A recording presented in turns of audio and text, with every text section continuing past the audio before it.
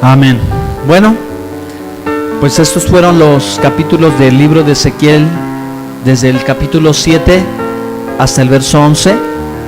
Vamos a comenzar a compartir algunos de los comentarios. Salen muchas cosas a relucir a través de estos pasajes. Y bueno, pues cuando ya has escuchado tanto, cuando ya has leído mucho, al paso de los años, empiezas a empezar a darte cuenta, ¿verdad?, de que qué valiosos son esos versículos bíblicos que están escondidos entre algunos capítulos de uno de los libros de la Biblia. Voy a hacer un repaso una vez más, hermanos, y al final, breve, quiero concluir con el devocional, el mensaje devocional que nos va a quedar a nosotros. Además de que lo que aprendemos, de lo que recordamos, de lo que reafirmamos, es la Biblia, ¿de acuerdo? Entonces, el tema central quizás por el que acontece este juicio a Israel y Judá es la idolatría. Por más sorprendente que parezca, así es. Sabemos que el pueblo de Israel es el pueblo monoteísta, o sea, un solo Dios y no hay más. Siempre ha sido así, desde el principio, desde el Shema Israel. Oye Israel, el Señor nuestro Dios, el Señor uno es uno. Eso es monoteísmo, ¿verdad? Un solo Dios. Sin embargo, la mezcla con los pueblos dio lugar a que entre el pueblo de Dios hubiera idolatría, y el asunto de la idolatría implicaba una creencia en la que ellos pensaban que Dios aceptaba los ídolos. Pero bueno, basta con recordar Éxodo 20, cuando Dios dice: no te harás imagen ni semejanza de cosa alguna en el cielo, en la tierra, ni debajo de la tierra. La instrucción está clara, que Dios no quiere los ídolos entre su pueblo. Pero Israel, ¿verdad?, llega a dejarse convencer, a persuadirse con que no hay problema, con que pueden tener sus imágenes de Moloch, pueden tener sus imágenes de Acera, de Artemisa, pueden tener sus ídolos allí, ¿okay?, sus pequeños terafines ahí en su casa, como los otros pueblos. Y el asunto el asunto difícil es ¿y cómo llegaron ellos a creer eso? Es decir, había una corriente doctrinal que, a similitud del católico, que él cree que está haciendo bien y que adora a Dios y que no hay problema. Bueno, pues miren, aquí en la Biblia ahí está un ejemplo de por qué Dios juzgó a su pueblo, lo envió al exilio y les permitió que les aconteciese lo que más hubieran querido que no sucediera, o lo que menos hubieran esperado que pasara. Entre muchísimas cosas, una de esas cosas es la profanación del templo, ¿de acuerdo? Entonces esto era un asunto que les molestaba demasiadísimo a ellos, ¿no? Viéndolo como, no viéndolo en el sentido de su amor a Dios, sino viéndolo en el sentido religioso, simplemente. Porque el decirles Dios, el templo lo van a derrumbar, lo van a quemar, lo van a contaminar, era para ellos terrible. Sin embargo, los propios sacerdotes y el pueblo lo profanaba. ¿Por qué? Porque ellos, al pecar, al aceptar los ídolos, al aceptar la corrupción, al permitir los matrimonios mixtos entre los israelitas y los pueblos paganos, y ceder hasta lo que dice Ezequiel, ¿no?, hasta la violencia, porque ya había violencia ahí en aquel lugar, en Jerusalén. Entonces con eso mismo ya ellos no tenía sentido, ya estaba más que perdido la situación de los sacerdotes o la condición espiritual del sacerdocio.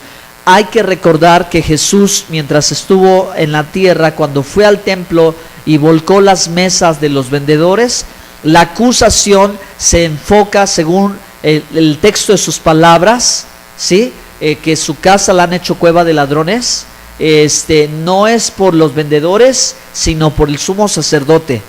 Es una acusación al sumo sacerdote y al resto de los sacerdotes levitas, los escribas y el resto del grupo de liderazgo de Israel. No tiene caso hacer una acusación a un vendedor que se ponía solamente en el Pesaj o que llegaba a lo mejor en Pentecostés o en Sukkot. No, el problema era el manejo del templo, que había corrupción. Ya ellos vendían los puestos de sacerdotes por dinero. Había corrupción, había poder político, había mafia, ¿no? Entonces la acusación directa del Mesías es hacia el sumo sacerdote, es hacia el resto del sacerdocio, porque ellos estaban contaminando el templo en muchas maneras, ¿ok? Y no estaban actuando acorde a su llamado. Consecuencia de todo esto es que se levanta un nuevo sacerdocio, y es el sacerdocio del Mesías Yeshua. Él es el sumo sacerdote de arriba, no el de la tierra. ¿Me explico? Entonces, miren cómo una cosa va llevando a la otra. Si desde el principio el templo se profanó, se contaminó, los propios sacerdotes no vivieron de acuerdo a su llamado, el Mesías los acusa, y él, entrando con su sangre a la presencia del Padre, como sumo sacerdote intercesor, establece una nueva casa. Y eso es lo que hablábamos el domingo, ¿verdad? La casa espiritual del Mesías, que es ahora, ¿verdad? Los ministros del nuevo pacto, ¿me entienden? ¿Sí? Ahora aquí sí hay una sustitución, únicamente aquí. No hay sustitución de la Biblia, de la Torah. Es lo que está haciendo el Señor es definitivamente ya demostrar que el hombre por el hombre no lo va a poder hacer, y que va a ser necesario que se levante alguien con el Espíritu Santo. Sí, porque ellos, a pesar de todo, no lograban hacer lo propio. Y ahora, cuando, ¿verdad?, sucede lo sobrenatural del nuevo nacimiento, la regeneración, el corazón circuncidado, el arrepentimiento, etcétera, etcétera, todo lo que hemos aprendido que tiene que ver con la salvación, cuando nosotros venimos al Señor, etcétera, etcétera, ahí es donde Él empieza a establecer algo diferente, porque los antiguos no poseían el Espíritu Santo, pero ahora el nuevo sacerdocio posee el Espíritu de Dios. Amén. Para poder hacer esos sacrificios aceptables. La carta a los hebreos. Es la carta a los hebreos. El nuevo pacto en su sangre y en su carne. Los nuevos ministros. La casa sacerdotal que deja de lado el sacerdocio terrenal. Porque después, cuando se reconstruye el templo, el segundo, se vuelve a derrumbar. Y entonces la expectativa de muchos es que venga el tercero. No tiene sentido, porque ya se está levantando desde hace 2000 años un cuerpo, un edificio, un templo, un ministerio directamente de arriba, ¿sí? Superior. Por eso Hebreos dice que Cristo superior a Moisés, a Josué, superior a los sacerdotes, al sumo sacerdote, a Melquisedec, etc., a los ángeles, superior a todos, porque es Dios. ¿Ok? Bueno, entonces ahí la carta a los hebreos viene tocando todo esto que desde aquí lo estamos viendo, que es el problema, el pecado de la idolatría. Entonces el capítulo 7, el Señor dice, llegó la hora por causa del pecado de idolatría, y empieza a entrar entrar con el tema del templo profanado. Había muchas maneras en que el templo se profanara, pero bueno, pues la corrupción, el pecado, la inmoralidad, etcétera, en el pueblo era una de esas causas. Ahora, después también, ¿verdad?, en el segundo templo, cuando se adora un ídolo adentro del templo, eso es, ¿verdad?, definitivamente la profanación. Cuando se rescata el templo por los macabeos y se purifica otra vez el templo, ahí surge la fiesta de la Hanukkah, que es la rededicación del templo. El templo que fue profanado se limpia, se vuelve a consagrar para Dios, y entonces ya se puede adorar en ese lugar. De esto habla Ezequiel. Pero dice, fíjense, para revisar nuestra forma de pensar, así sabrán que yo soy el Señor. Muchas veces pensamos que nuestra conducta pues obviamente nos va a traer consecuencias buenas o malas según actuamos, pero lo que viene diciendo Dios a través de los profetas, y creo que Él no cambia, es que Él va a intervenir. Dios va a intervenir en nuestra vida cuando nosotros nos estamos desviando del camino. Si somos pueblo de Dios, si somos hijos de Dios, Él va a intervenir. Es decir, Él no nos va a dejar, como decía yo, cuando ya la carne camina sola y no la puedes detener. Entonces ahí es donde Él va a intervenir. ¿Para qué? Para que sepan que Él es Dios. Es otra forma de comprenderlo, porque todos queremos solo decir Dios es amor, todos queremos decir Dios es bueno, pero tenemos que ver también que a veces el Señor se muestra así. Y esto es lo difícil. Esto es lo difícil, porque cuando estás tan encarrilado que de pronto luchas con la idea de que Dios se te ponga en tu contra. Nadie quiere aceptar, ¿verdad? Y más si somos ministros, que Dios se está poniendo en nuestra contra en lo que estamos haciendo mal. Y no nos damos cuenta, o queremos seguir persistiendo en hacerlo a como sea del lugar. Así sabrán que yo soy el Señor. Bueno, en el capítulo 8 Dios se enfoca hacia Jerusalén, ¿sí? Y habla de la idolatría en la ciudad santa. Entonces hay que corregir un poquito el término, porque pues nunca fue santa, ¿no? O nunca llegó así. El texto habla de que es una ciudad escogida por Dios, ¿sí? Pero nunca alcanza la santidad que debería de alcanzar, ¿verdad? Actualmente, hermanos, es la ciudad de Israel la más pecadora, ¿sí? Y por eso se le compara en los últimos tiempos con Sodoma y Gomorra. Hay un paralelismo en Apocalipsis donde se señala a la Jerusalén terrenal, a la que está allá en Israel. ¿Por qué? Porque el pecado allí ha sobreabundado demasiado. Entonces, pues es de reflexionar igualmente cómo Dios señala a Jerusalén, y sin embargo es la elección, o sea, es la elección que no va a cambiar. La elección no va a cambiar, pero lo que sí va a cambiar va a ser el tipo de gente que va a representar realmente, y que va a ser Jerusalén, pero Jerusalén la celestial.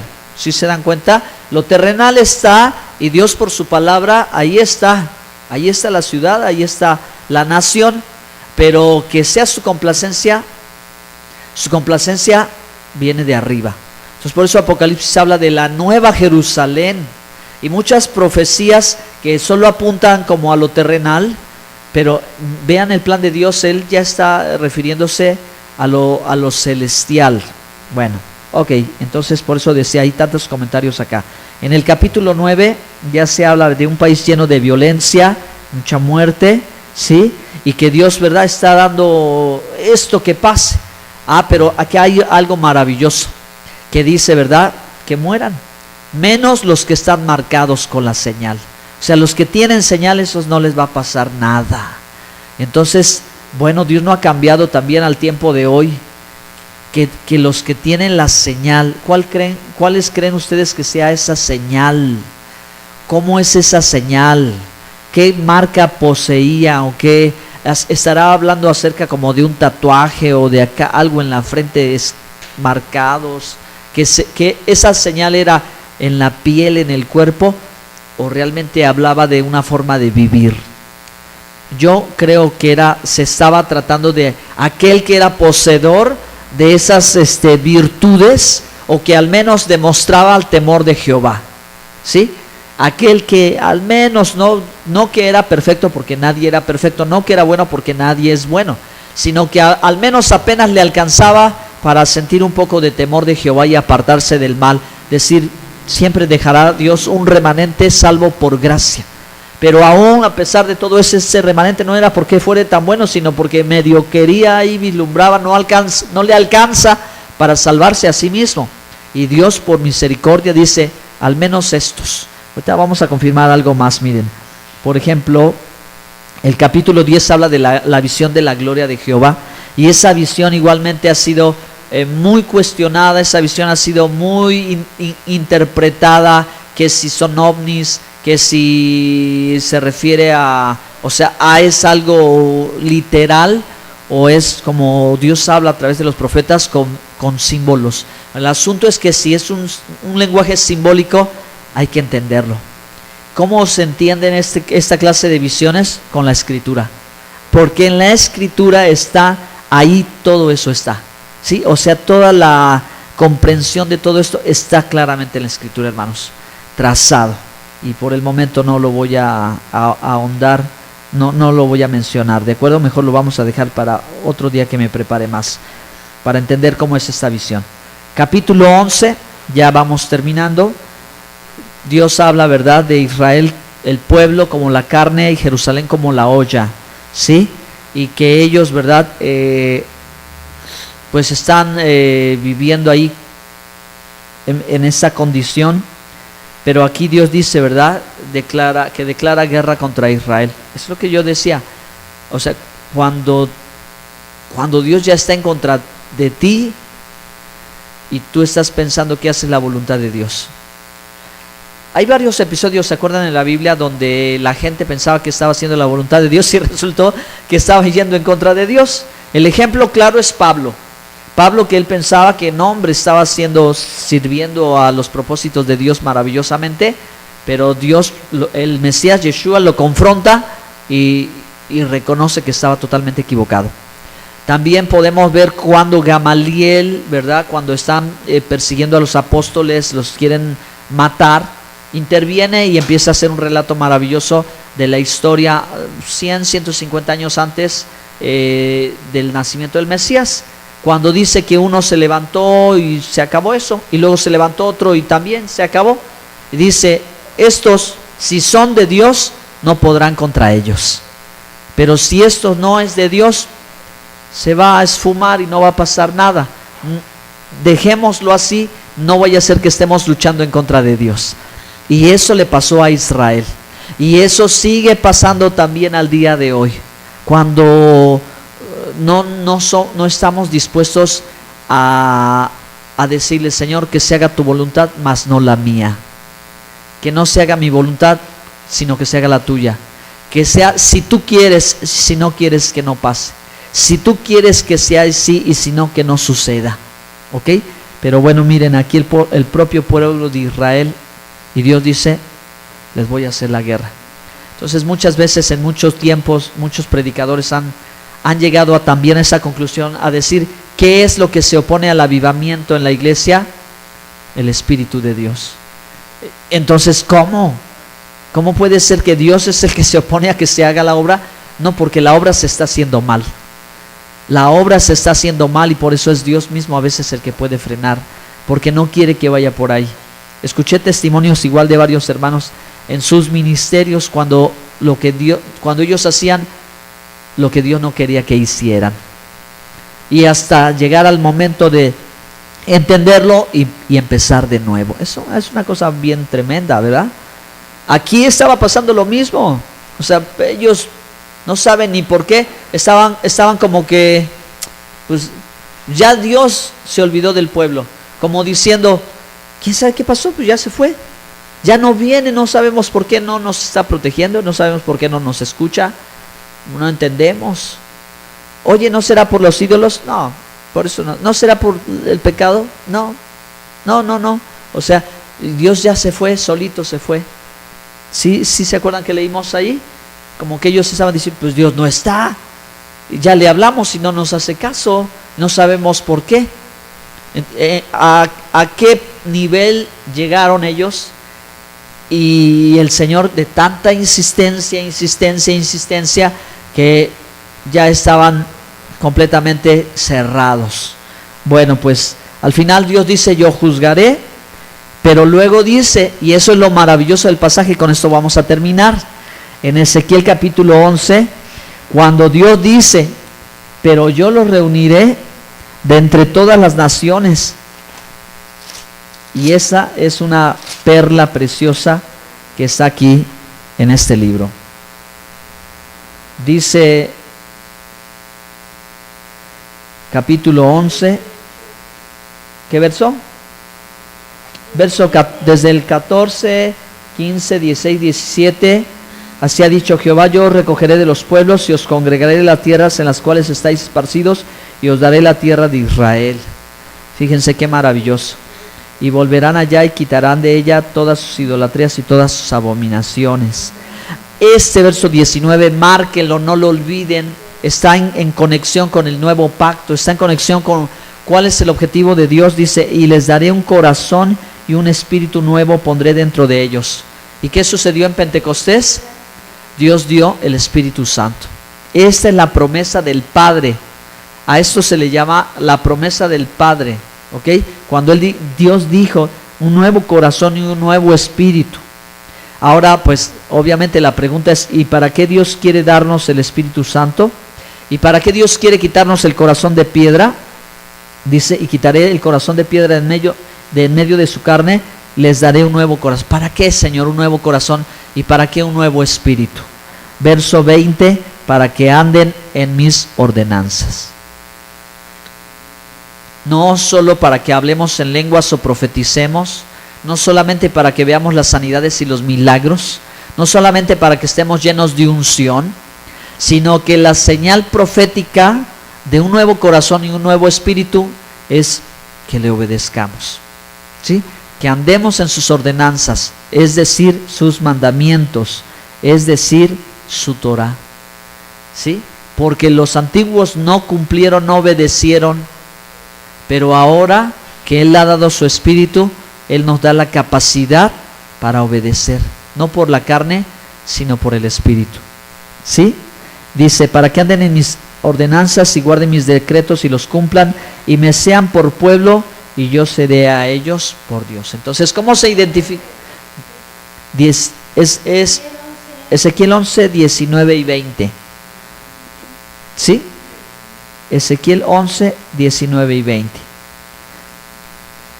La señal del pueblo de Dios. ¿Quién es pueblo de Dios? Aparte de que si yo me digo, si yo me llamo, si ellos se llaman, si tú te llamas, si tú te dices, la denominación, el grupo, la secta, la religión o como sea, las señales que tienes un nuevo corazón y un nuevo espíritu y andas en obediencia a la Torah. Para eso lo dio Dios. ¿Cuántos asuntos por resolver en el mundo cristiano? Muchos. El primero de ellos es cambiar el concepto con la ley o entenderlo, porque ni lo entendemos, ni lo conocemos, ni lo sabemos, ¿no? En general. Lo primero, cambiar la idea de la mala interpretación de Pablo la mala interpretación a Pablo y los escritos que se refieren contra la ley. No es contra la escritura, es contra la ley oral. El asunto de dejar la ley es no meterse en ley rabínica, en tradición rabínica oral. No, a eso no fuimos llamados. Fuimos llamados a obedecer los mandamientos de Dios. Eso sí. Bueno, vamos a ponernos de pie y vamos a orar. Gracias a Dios por su palabra. Gracias te damos, Señor, en esta tarde. Muchas gracias, Dios, por permitirnos tomar estos minutos, leer las escrituras, escuchar la escritura. Eso trae bendición. Tan solo por tu palabra ya estamos bendecidos, Señor.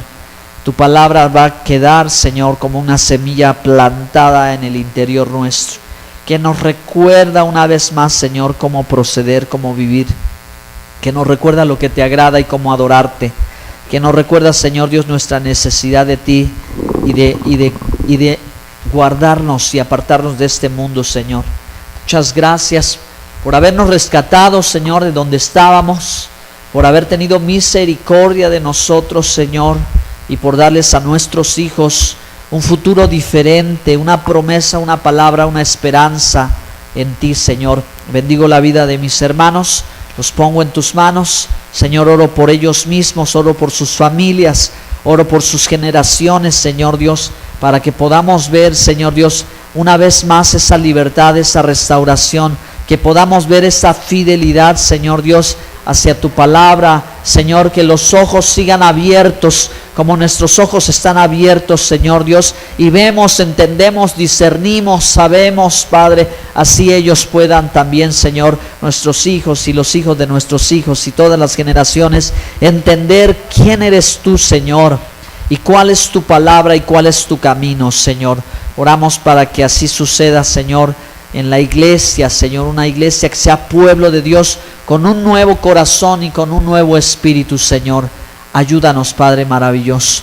Ayúdanos, Señor Dios, a poder ser, Señor Dios, fieles, llamados y escogidos, Señor Dios, para dar el testimonio del Mesías, y también, Señor Dios, para guardar tus mandamientos. Enséñanos, Señor Dios, a caminar en esa vida de fe, a caminar en esa vida de fidelidad, en esa vida de obediencia. Ayúdanos, Padre, porque seremos así prosperados, no seremos cortados de la tierra, seremos prosperados, seremos bendecidos, saldremos adelante, Señor Dios Todopoderoso.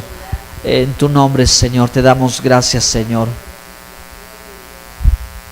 Gracias, Señor, por este tiempo. Adoren al Señor, oren un momentito, vamos a poner la alabanza.